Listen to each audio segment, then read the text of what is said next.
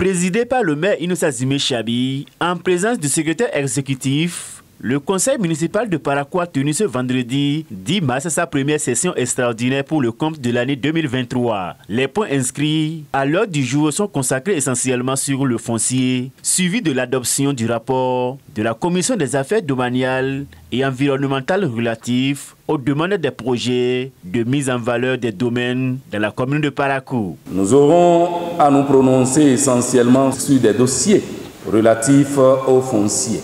Ainsi, la mise à disposition de domaines à l'endroit de différentes structures fera l'objet de nos échanges. Il s'agira, entre autres, de l'autorisation de mise à disposition d'un domaine pour la gestion des déchets solides ménagers dans la ville de Parakou à la Société de gestion des déchets et de la salubrité SGDGS. De l'autorisation de mise à disposition de domaines au profit du ministère du cadre de vie et du développement durable pour l'extension et la modernisation du marché de Guéma. La reconstitution de la réserve formant le lot 2025 parcelle B du lotissement de Sinagourou. L'étude et l'adoption du projet de bail amphithéotique entre la commune de Parakou et la société Baobab Express. Chers collègues, honorables conseillers, je le rappelais déjà à la session de janvier 2023 que nous devons revoir les coûts des prestations foncières dans notre commune. C'est pourquoi je sollicite à nouveau votre soutien en vue de l'amélioration des ressources locales, toutes choses indispensables au développement de notre cité commune. Tous les points inscrits ont été objets de débat avant d'être adoptés par les conseillers municipaux présents ou représentés. Essentiellement, ça concerne la révision, l'actualisation des coûts des prestations foncières, la mise à disposition de certaines structures d'État, des domaines, pour l'érection d'un certain nombre d'infrastructures. Voilà essentiellement de quoi il est question.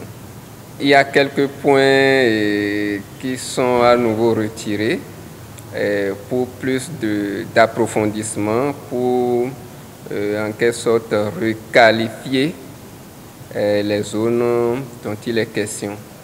Il y a par exemple le projet de bailli envisagé par la mairie avec la structure Baobab. L'autre temps fort de cette session est l'installation de Alassane Seydou Mohamed, suppléant du désormais ex-conseiller municipal Amadou Issifou, qui a préféré céder sa place à la jeune génération au sein de ce conseil municipal. En cédant ma place à mon suppléant, c'est parce que je lui fais confiance et je sais qu'il va suivre mes pas.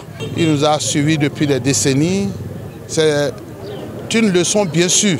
Donc je n'ai plus assez de conseils à le donner.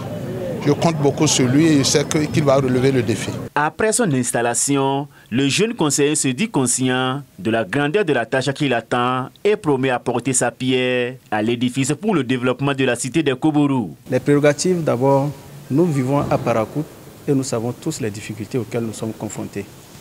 Il y a des possibilités de pouvoir relever certains défis ici, mais il y a d'autres pour lesquels nous devons faire des apports de l'extérieur. Je crois que le maire est déjà dans une certaine lancée. Et nous allons tout faire pour l'accompagner à atteindre cet objectif-là.